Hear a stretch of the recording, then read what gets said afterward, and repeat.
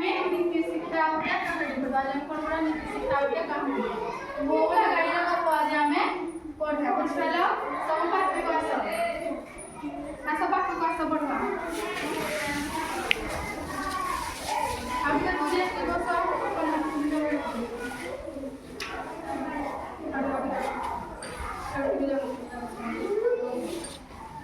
आज आम बौला गाई विषय पढ़ा।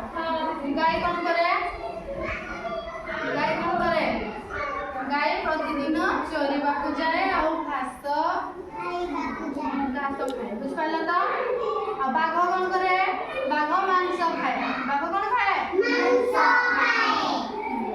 बौला नाम रे गोटे गाई थिला। से गाईर ना कौन? बौला। से अति सुंदर आउ से अति सुधार आउ शांत। ओलिया गाई जबरी काहार बाड़ी जिले जाइली पोस्तिगिरी बाड़ी भांगिरी कौन से किछि भी खाए नाही।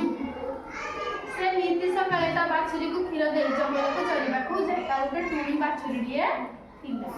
से कोन सकाळु ता बाछुरी को खीर पे दिए तापर से निजे चरिबा पई जाए। आउ छुआटी जातक परी मार आसिया बाटे को चाहि रही था। बेळ बुडिले मा बनरु फेरे।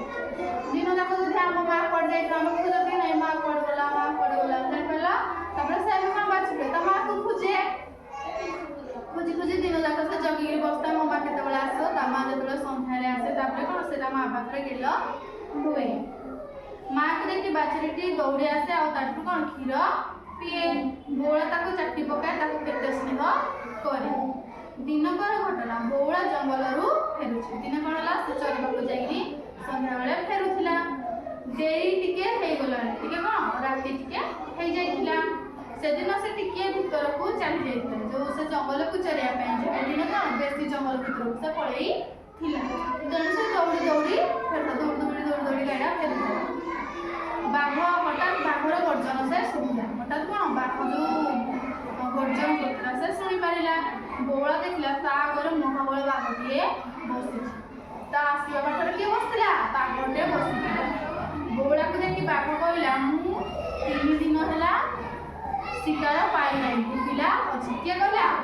बाघ। बाघ कोन कहला? जब 3 दिन होला किछि खाइनी बुझिला अछि मु आज तते खाइबी। एकदा सुनी बौला न डरिनी कोन कहला मते खाइबो त सेतिरे मोर आपत्ति नाही किंतु मोर कोला पिला की कुकुर छत पका मत मते छाडी दे। कोन कहला बाघ को बौला जे मते जदि तमे खाइबो बोले कोन मो घरे मोर गोटे छुटिया कोला छड अछि ओ ताको खीर देके आसे तमे मते छाडी दियो। मु कथा देउछि ताको खीर पियाई तुम बाघ को फेरी आसीबी तापर तुम मते खाइबो। से कोन कहला बाघ को जे मु खीर देके मो छाडा को आसीबी भारी आ तुम मते कोन तापरे खाइबो। बाघ प्रथमे ताको छाडु नथिला मात्र तार आकुल मिनती सुनी ताको छाडी दे। बाघ कोन कहतला नै नै तुम मते ठाकी देबो आ आसीबी पळेबो आ खाइबा पे पाइबिनी कहि कोन बाघ ताको छाडु नथिला।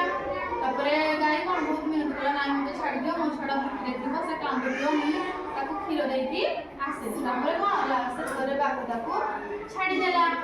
बौला से ता छुआ को पेट पूरा खीर पिएला और ताको सब कथा कोन कहला जे नाही मते बाघ घरे देखला और से कोन कहि जे मते खाइबो मते खीर देइती बोले से मते खाइ दो कहि कोन से कांदी कांदी ता छुआ को चाटू दिला।